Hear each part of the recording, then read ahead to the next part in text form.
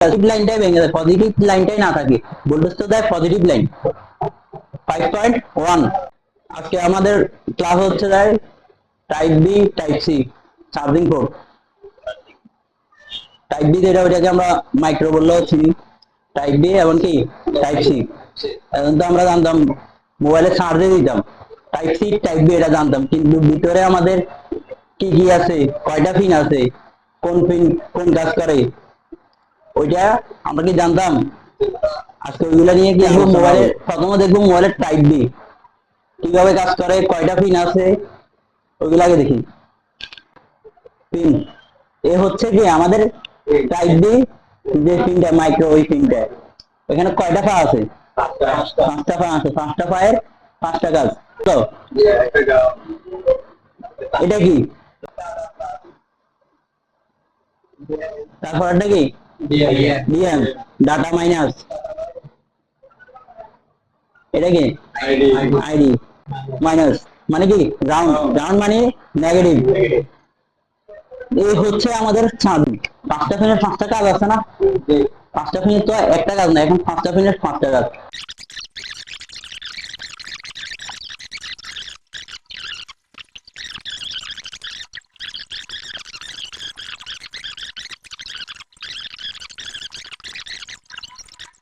Positive লাইনটাই ভেঙে যায়, positive লাইনটাই না থাকে, ভোল্টেজ তো দেয় পজিটিভ লাইন।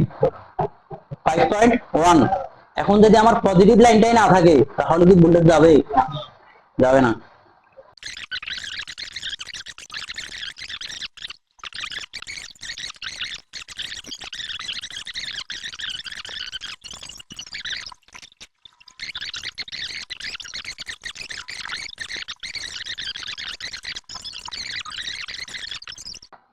এখন এখানে আমি কি ব্যাটারি দিয়ে চার্জিং পিন আমি চেক করতে পারবো?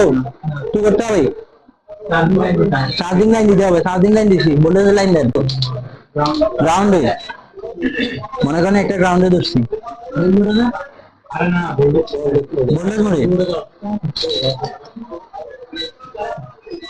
তাহলে আমি 5 ভোল্ট চেক করবো, 5 ভোল্ট চেক করলে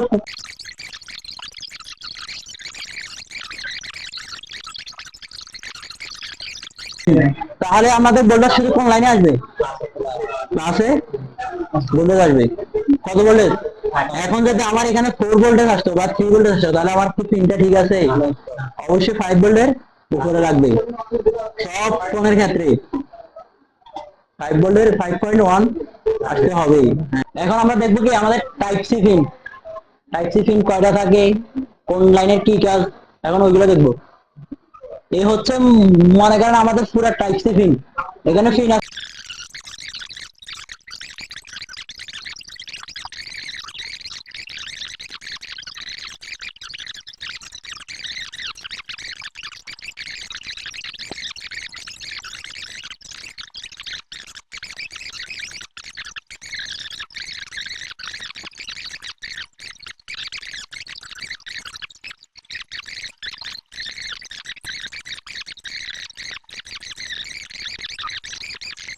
চার্জ হচ্ছে, চার্জ হচ্ছে, তার মানে এখানে কি মনে করেন এখানে সিসি ওয়ানে কাজ করতেছে।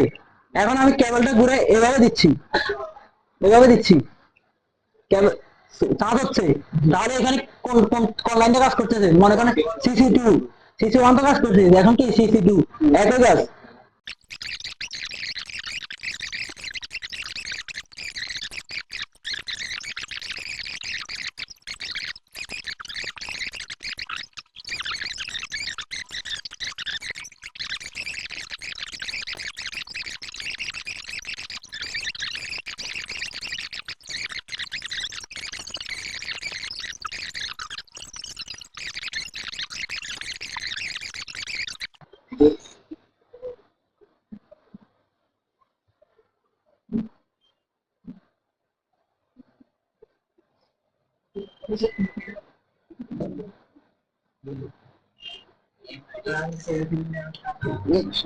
খাতা দেখি, দেখি দেখি,